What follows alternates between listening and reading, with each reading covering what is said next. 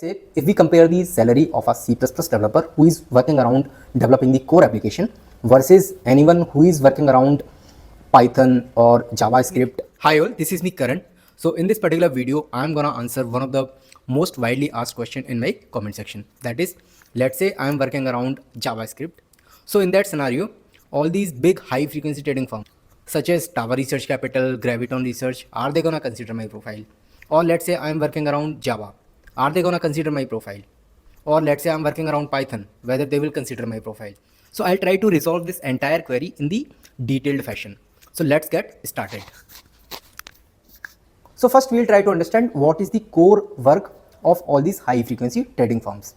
So what they do is they'll develop the high frequency trading infrastructure, which will mainly be in C++, and they will leverage that particular infrastructure to make money from the stock market. And most of the core work, that is most of the core components, are generally designed using C++ because C++ is very fast as compared to any other high level languages such as Python, Java or JavaScript like that. But to support that particular infrastructure which is written in C++, they do require other languages as well. For example, let's say some trade happens in the market, then that trade should get saved inside the database. So for those kind of scenarios, they generally rely on the Java or any other language similar to Java. So wherever they need to interact with the database, generally they are going to use any of the high level languages such as Java. So if you are working around Java, then for sure these companies are going to consider your profile. Now let's move to the next language, that is, let's say JavaScript. So whenever we are developing any application using C++, so there has to be some kind of front end to interact with the C++ part of the application. So to develop that entire front end, they do require the front end developers. So yes, these companies are gonna consider the front end developers as well. And I have already told you the reason behind that. Now let's move to the next language, let's say Python. So many times what happens is, let's say they have developed some kind of core component using C++. So to test that particular component, they might be developing an in-house tool in Python itself, which will be testing different kind of functionalities of that particular C++ component. And at the same time, let's say they have to develop some kind of POC.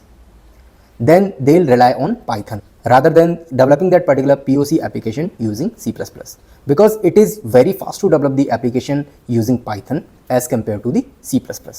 So I'll say if you are working around Python, then yes, these companies are gonna consider your profile.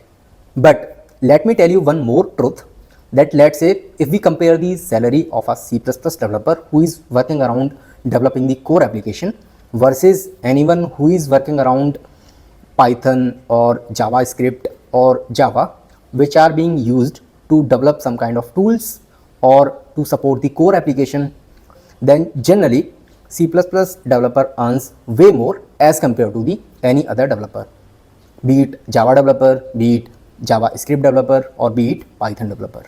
And the reason behind that is because C++ developers are directly contributing to the core platform, but rest of the developers are not directly contributing to the core platform. Instead of that, they are just creating some kind of application which is helping that core platform.